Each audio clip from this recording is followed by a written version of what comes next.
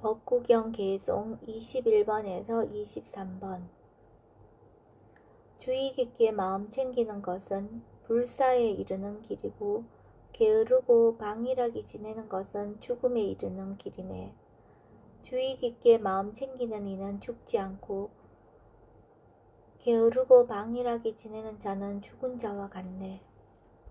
지혜로운 이는 이와 같이 분명히 알아. 주의 깊게 마음 챙기는 성인의 왕국에서 기뻐하고 즐거워하리라. 지혜로운 이는 있는 그대로 바르게 보고 늘 노력하며 항상 최선을 다해 얽매임의 위험이 사라진 으뜸가는 열반을 만나리라.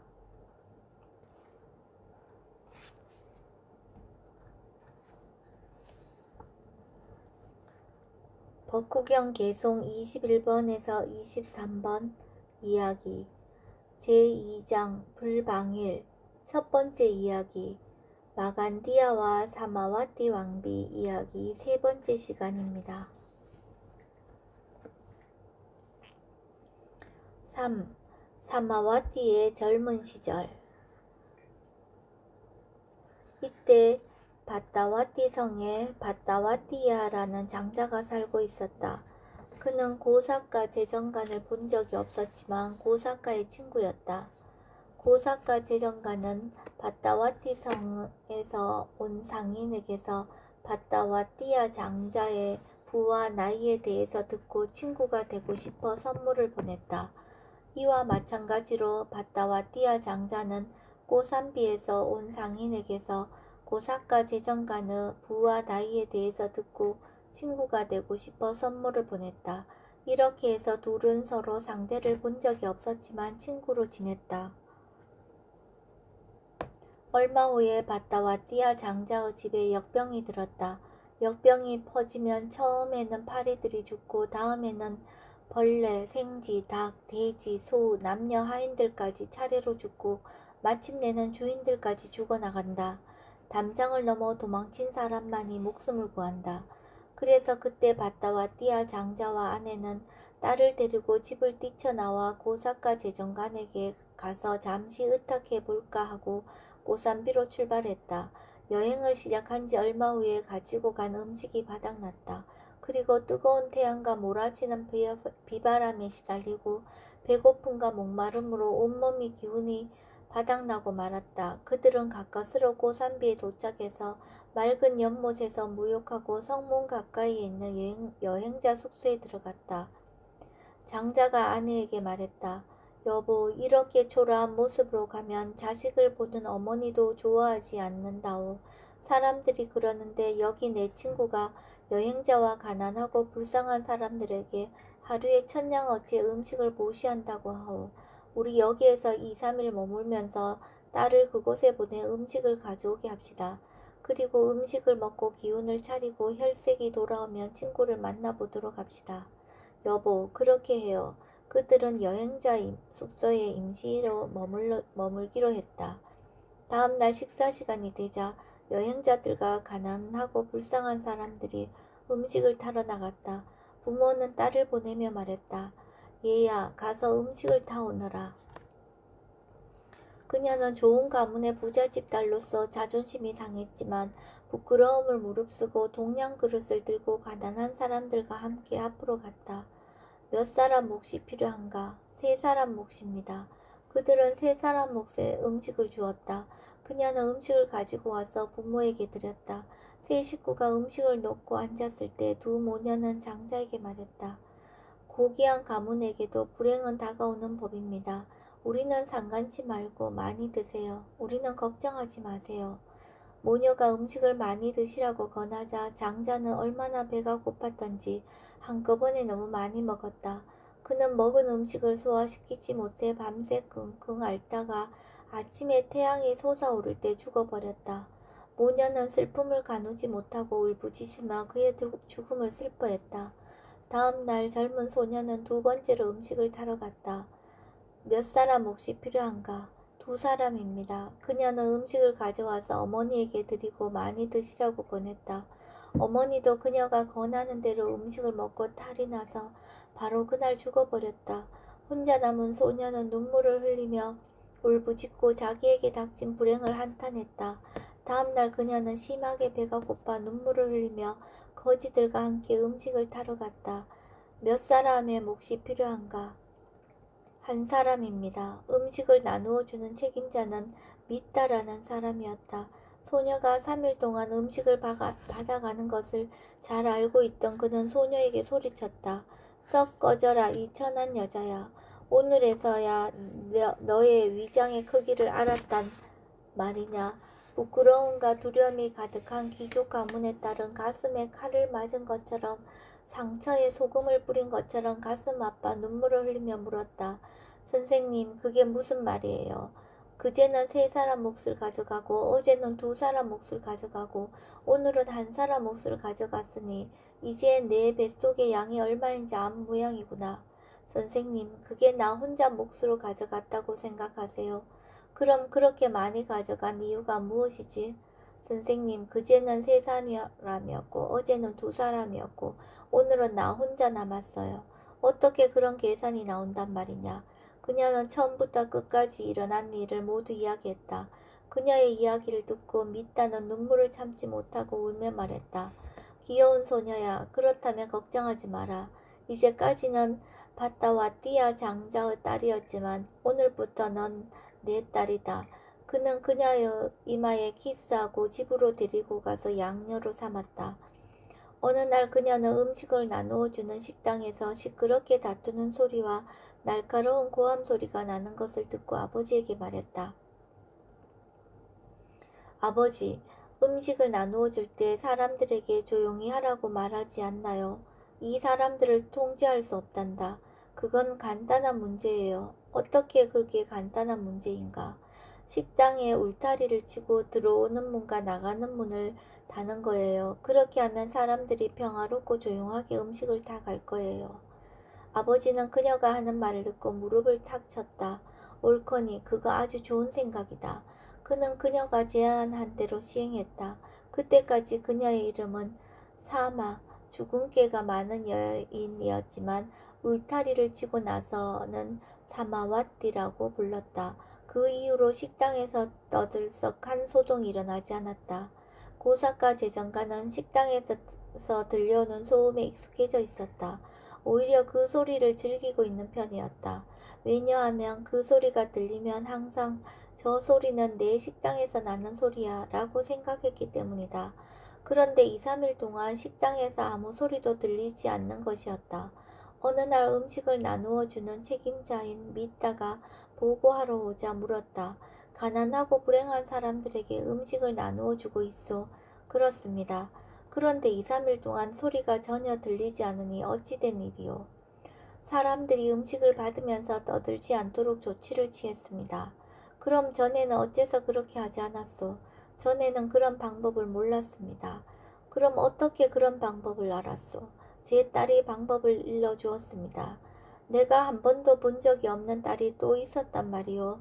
미따는 전염병이 발생할 때부터 소녀를 장녀로 입양할 때까지 바따와 띠아 장자의 가족에게 일어난 불행을 전부 설명했다. 그런 일이 있었으면 왜 나에게 진즉 말하지 않았소? 내 친구의 딸은 곧 내 딸이요. 그는 사람을 보내 그녀를 데리고 오게 해서 물었다.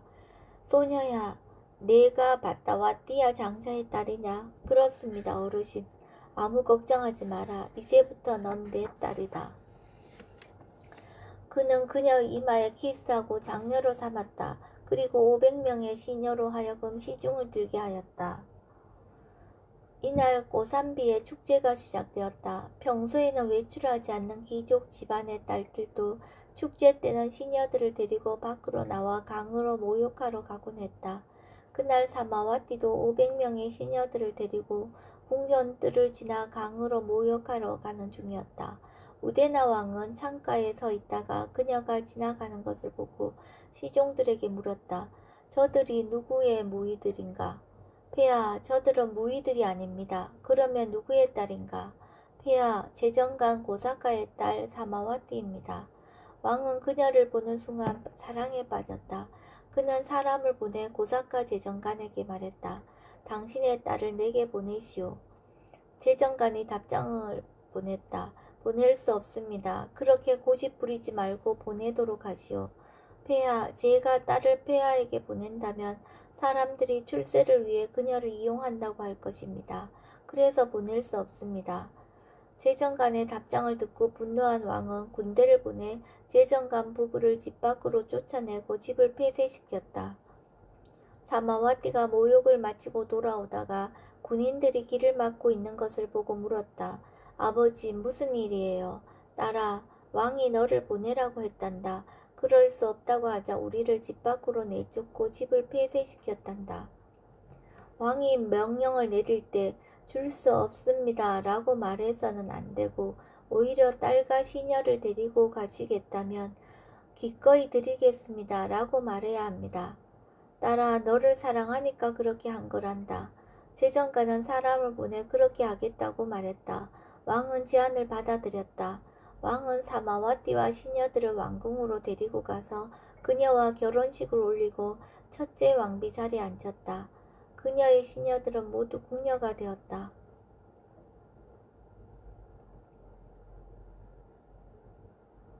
4. 와슬라 다따를 얻은 우데나 왕.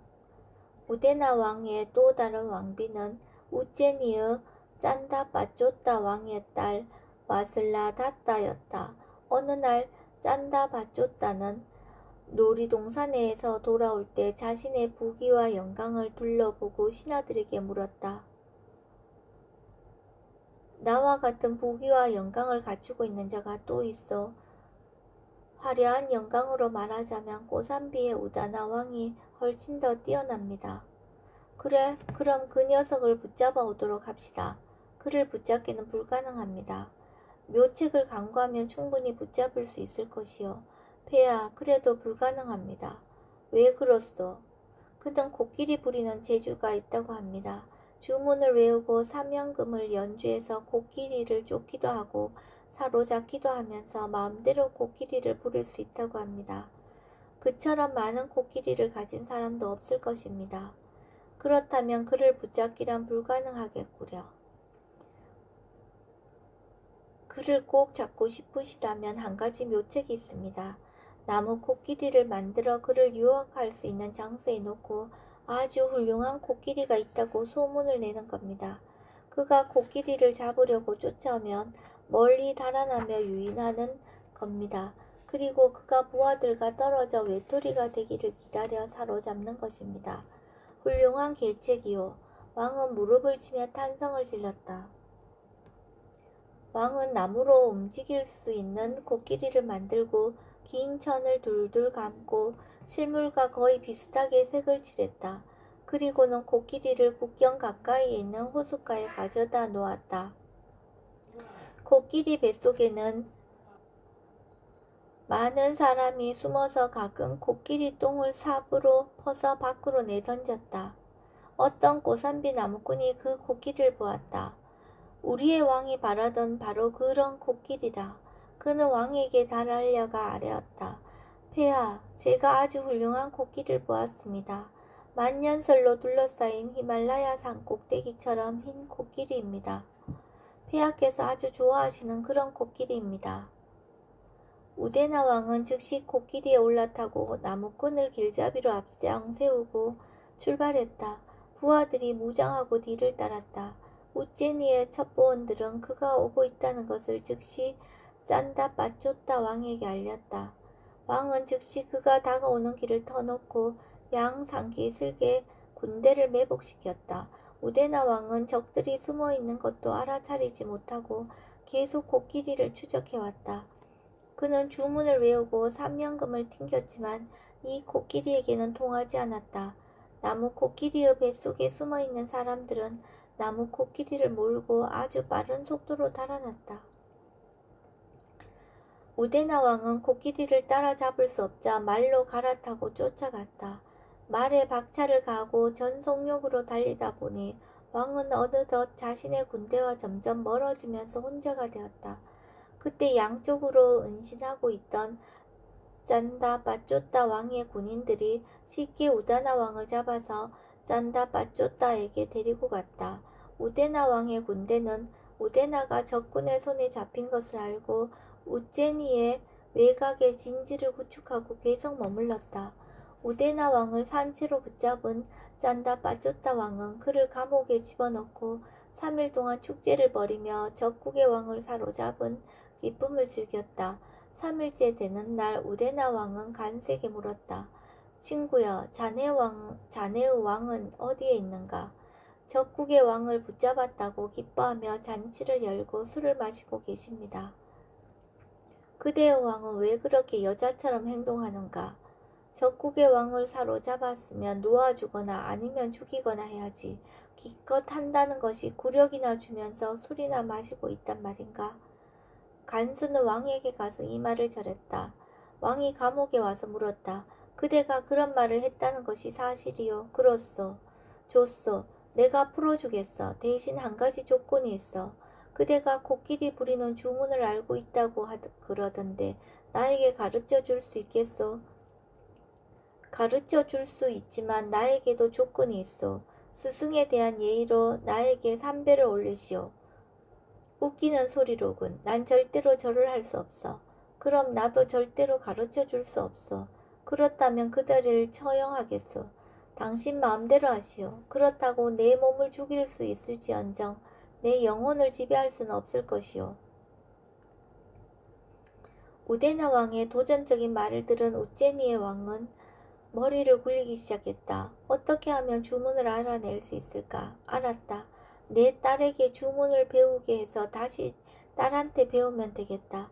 이렇게 주문을 배우는 것을 아무도 알게 해서는 안 된다. 그는 우데나 왕에게 말했다. 내가 아닌 다른 사람이 절을 한다면 그 사람에게 주문을 가르쳐 줄 수 있겠소? 그렇게 하겠소. 꼽주 여인이 있는데 방 한가운데 커튼을 치고 서로 얼굴을 보지 않고 주문을 가르치면 돼요. 꼽주든 절름발이든 나에게 3배를 올린다면 주문을 가르쳐 주겠소. 왕은 딸 와슬라다따에게 가서 말했다. 사랑하는 나의 딸아, 어떤 문둥이가 있는데 그가 코끼리 다루는 주문을 알고 있단다. 너는 커튼 뒤에 앉아있고 그가 커튼 밖에서 주문을 반복하면 잘 배우도록 하여라. 다른 사람이 주문을 배우게 해서 안 되기 때문에 너에게 특별히 부탁하는 거란다. 잘 배워서 다시 나에게 가르쳐다오. 혹시 서로 사랑하게 될까봐 염려되어 짠다 빠쪼따는 딸은 꼽추라고 하고 우데나는 문둥이라고 속였던 것이다. 그래서 커튼 사이에 두고 우데나는 와슬라다따에게 주문을 반복해서 가르쳤다. 우데나 왕은 주문을 반복해서 와슬라다따에게 가르쳤지만 그녀는 제대로 따라하지 못했다. 그는 화가 나서 소리쳤다. 이 전응아 꼽추야. 입술은 두텁고 볼은 축 늘어진 바보야. 내가 볼 수만 있다면 콱 쥐어받고 싶다. 와슬라다따가 이 말을 듣고 화가 나서 쏘아붙였다. 이 천한 문둥이야. 그게 무슨 말이야. 내가 감히 나를 꼽추라고 부르는 게냐. 우데나는 화를 참지 못하고 커튼을 들어 올렸다. 거기에는 꼽추가 아닌 아름다운 여인이 앉아 있었다. 넌 누구냐? 난 이 나라의 왕의 딸 와슬라다따다. 그대 아버지가 당신을 꼽추라고 하던데, 아버지가 당신을 문둥이라고 말하던데. 두 사람이 동시에 외쳤다. 우리가 사랑하게 될까봐 두려워 그렇게 속였구나. 그들은 커튼 안에서 사랑을 나누었다. 그때부터 주문을 가르치거나 배우는 수업은 사라졌다. 무슨 일이 일어났는지 모르는 왕은 규칙적으로 딸에게 물었다. 딸아, 주문을 잘 배우고 있느냐? 예, 잘 배우고 있어요, 아버지. 어느 날 우데나 왕이 와슬라다따에게 말했다. 사랑하는 이여, 남편이 돌보고 베푸는 부귀와 영광은 당신 아버지도 어머니도 형제도 자매도 할 수 없는 것이라오. 당신이 내 목숨을 구해준다면 그대에게 500명의 시녀를 붙여주고 왕비로 삼겠소. 약속을 틀림없이 지키신다면 목숨을 구해드리겠어요. 틀림없이 지키겠소. 좋아요. 그녀는 아버지에게 가서 인사하고 공손하게 한곁에 섰다. 딸아, 네 임무를 완수했느냐? 아직 완수하지 못했어요, 아버지. 그럼 뭐 필요한 게 있느냐? 아버지, 마음대로 드나들 수 있는 문과 타고 갈 수 있는 코끼리나 말 한 마리가 필요해요. 그게 왜 필요하느냐? 아버지, 스승님이 말씀하시기를 주문을 부리려면 어떤 약초가 필요하답니다. 그 약초는 밤에 별빛이 비출 때 나타나는데 어떤 때는 늦게 나서야 하고 어떤 때는 일찍 나서야 하기 때문에 우리 마음대로 사용할 수 있는 출입문과 탈 것이 필요한 거예요. 좋다. 왕이 동의했다. 그들은 언제든지 드나들 수 있는 문을 약속받고 기뻐했다. 우째니의 왕은 5가지 운송수단을 갖추고 있었다. 첫째가 바따와띠라라고 불리는 암코끼리로 하루에 50요자나를 갈 수 있었다. 둘째는 까까라고 불리는 노예로 하루에 60요자나를 달릴 수 있었다. 서너 번째는 셀라간티와 문자겟이라는 두 암탉나귀로 하루에 100요자나를 갈 수 있었다. 5번째는 날라길이라고 불리는 코끼리로 하루에 120요자나를 갈 수 있었다. 짠다 빠쪼따의 과거생 5가지 운송수단을 얻게 된 인연. 현생의 부처님께서 세상에 출현하시기 전에 왕은 지방 현령의 하인이었다. 어느 날 현령이 성 밖으로 모욕하고 돌아오고 있었다. 한 벽지불께서 탁발을 나왔다가 마라가 온 성 안 사람들에게 농간을 부렸기 때문에 음식을 얻지 못하고 텅 빈 바루를 들고 나오고 있었다. 벽지불께서 성문에 도달하자 마라가 변장하고 다가와서 물었다. 존자님, 탁발하셨습니까? 내가 탁발을 할 수 없게 만들지 않았느냐? 좋습니다. 그럼 다시 되돌아가 보십시오. 이번에는 제가 음식을 얻을 수 있게 하겠습니다. 난 다시 들어가지 않겠다. 벽지불이 성으로 들어가지 않고 돌아가자 마라도 그 자리에서 사라졌다. 만약 벽지불이 다시 성으로 들어가면 마라는 다시 한번 주민들의 마음을 홀려서 무례하게 손뼉을 치고 웃고 춤추게 할 것이다. 그래서 벽지불은 성으로 다시 들어가지 않았다. 이때 그 성을 다스리는 현령이 벽지불께서 텅 빈 바루를 들고 성에서 나오는 것을 보고 물었다. 존자님, 탁발을 좀 하셨습니까? 형제여, 한 바퀴 돌고 나오는 중입니다. 현령은 생각했다. 존자님은 질문에는 대답하지 않고 다른 말을 하는 것을 보니 탁발하지 못한 것이 틀림없다. 현령은 텅 빈 바루를 보았다. 그는 집에서 음식이 준비되었는지 어떤지 알 수 없어 감히 바루를 받아들고 집으로 모셔가지 못했다. 잠깐만 여기서 기다리십시오. 그는 불이 나게 집으로 달려가 아내에게 물었다. 식사가 준비되어 있어. 그는 음식이 준비되어 있다는 말을 듣고 하인에게 지시했다. 자네보다 더 빠른 사람이 없으니 최대한 빨리 달려가서 존자님께 바루를 받아서 달려오게나. 하인은 즉시 달려가서 바루를 받아 가지고 왔다. 현령이 바루에 자기가 먹을 음식을 가득 채우고 하인에게 말했다. 바루를 들고 최대한 빨리 달려가서 존자님께 드리도록 하게나. 오늘 지은 이 공덕을 모두 자네에게 넘기겠네. 하인은 빠르게 달려가서 벽지불에게 바루를 드리고 우체투지로 절을 올리고 나서 말했다. 존자님, 공양 시간이 거의 다 되어서 제가 최대한 빠르게 달려왔습니다. 이 공덕으로 하루에 50, 60, 100, 120요자나를 갈 수 있는 5가지 운송수단을 얻기를 기원합니다. 제가 올 때 뜨거운 햇빛 때문에 땀을 많이 흘린 공덕으로 미래의 태양 같은 건세를 누리기를 기원합니다. 제 주인께서 공양 공덕을 저희에게 넘기셨습니다. 이 공덕으로 존자님께서 얻으신 도와 가를 저도 얻기를 기원합니다. 그렇게 되기를. 벽지불께서 이렇게 공양 축원을 해주셨다. 그대가 바라고 원하는 모든 일들이 속히 이루어지기를. 보름달이 가득 차듯이 모든 바람이 가득 차기를. 그대가 바라고 원하는 모든 일들이 속히 이루어지기를. 소원을 빌면 이루어지는 마니보주처럼 그대의 소원이 이루어지기를. 이 개송은 벽지불들이 항상 하는 축원 개송이라고 한다. 이 개송에서 많이 보주는 원하는 모든 것들을 이루어지게 하는 보석을 말한다. 그때의 하인이 왕의 전생이었고 지금의 짠다 빠쪼따인 것이다. 그는 이 공덕의 결과로 5가지 운송수단을 얻게 된 것이다.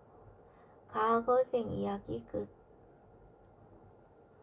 어느 날 왕은 신하들과 함께 동산으로 놀러갔다. 지금이 도망칠 시간이다.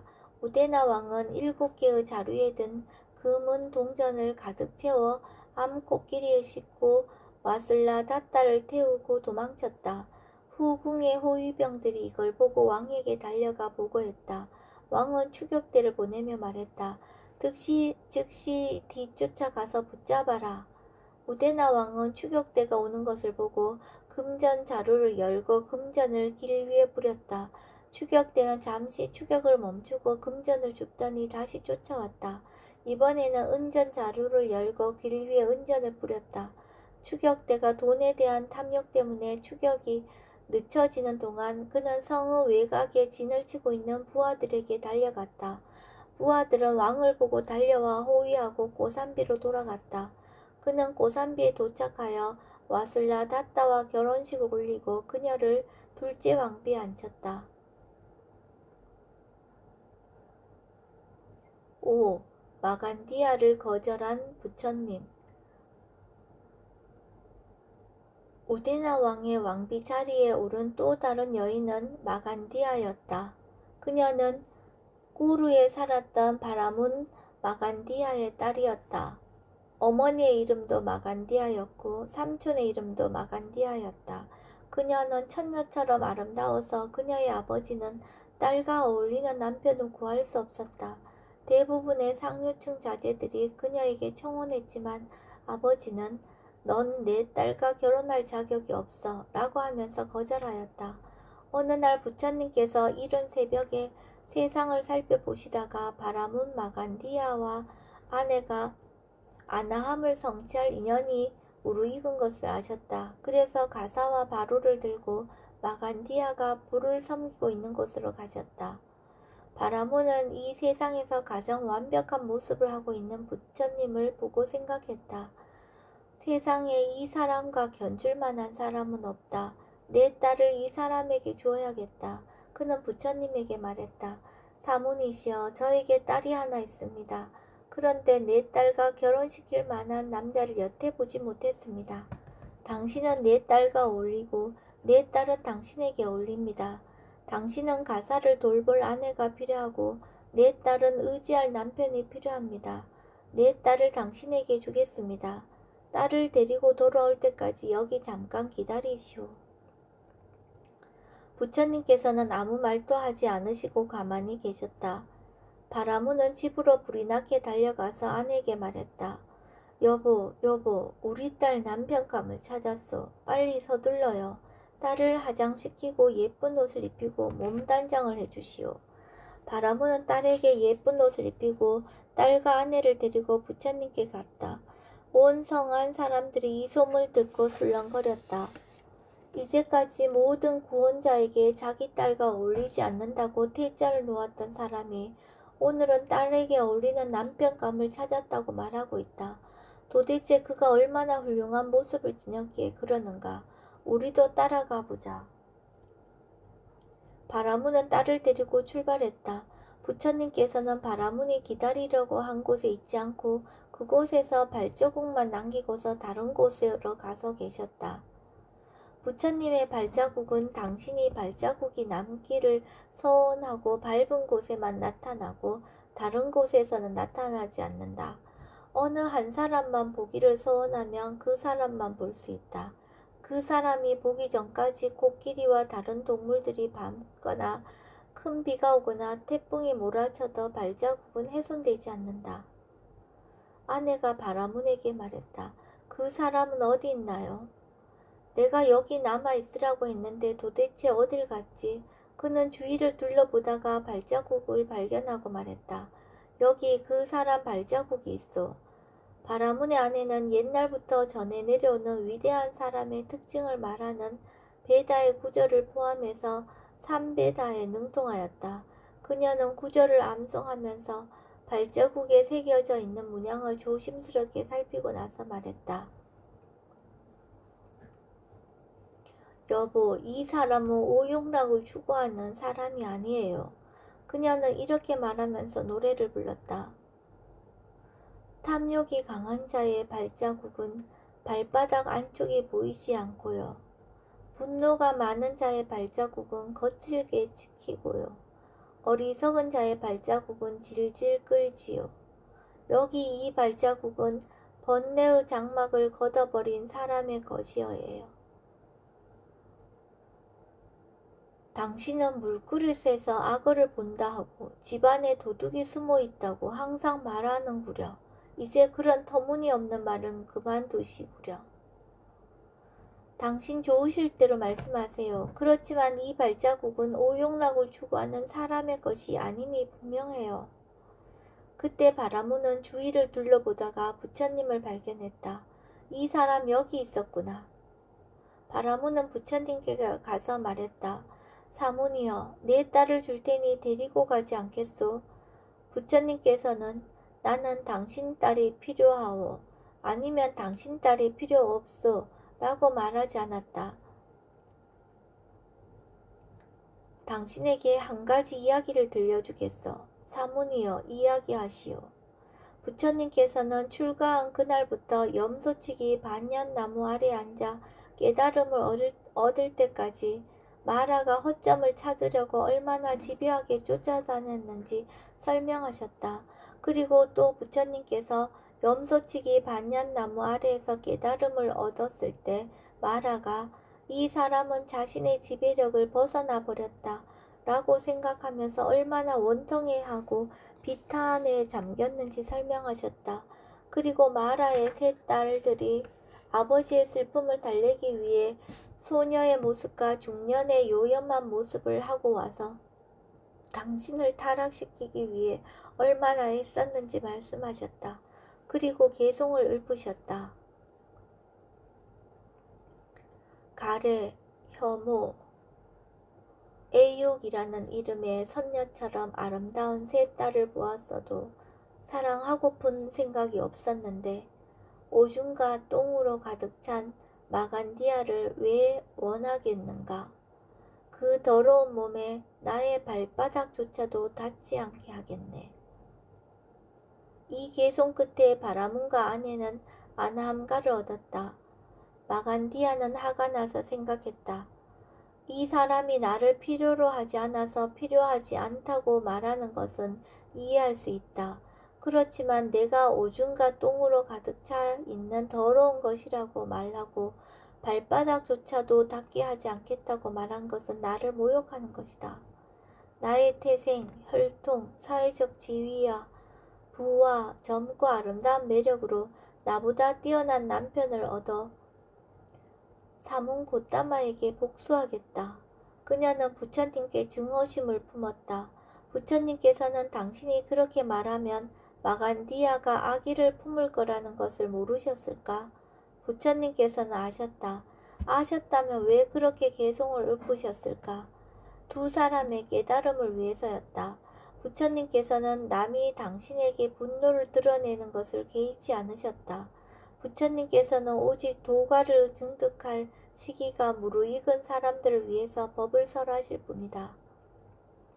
그녀의 부모는 그녀의 삼촌 줄라마간디아에게 그녀를 맡기고 출가하여 아라한이 되었다. 줄라마간디아는 출세를 위해 아름다운 조카를 이용하려고 했다. 나의 조카딸은 평범한 사람의 아내가 되기에는 너무나 뛰어나다. 그녀에게는 왕비 자리가 어울린다.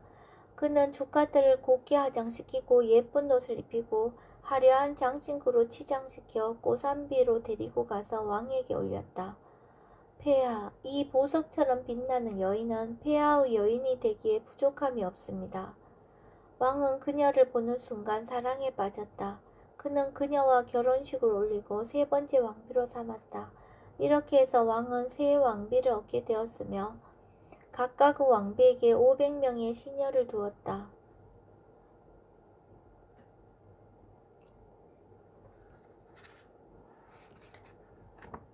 개송 21번에서 23번 이야기 세 번째 시간을 마치겠습니다.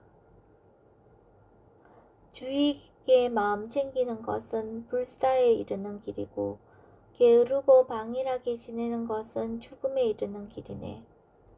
주의 깊게 마음 챙기는 이는 죽지 않고 게으르고 방일하게 지내는 자는 죽은 자와 같네. 지혜로운 이는 이와 같이 분명히 알아. 주의 깊게 마음 챙기는 성인의 왕국에서 기뻐하고 즐거워하리라. 지혜로운 이는 있는 그대로 바르게 보고 늘 노력하며 항상 최선을 다해 얽매임의 위험이 사라진 으뜸가는 열반을 만나리라.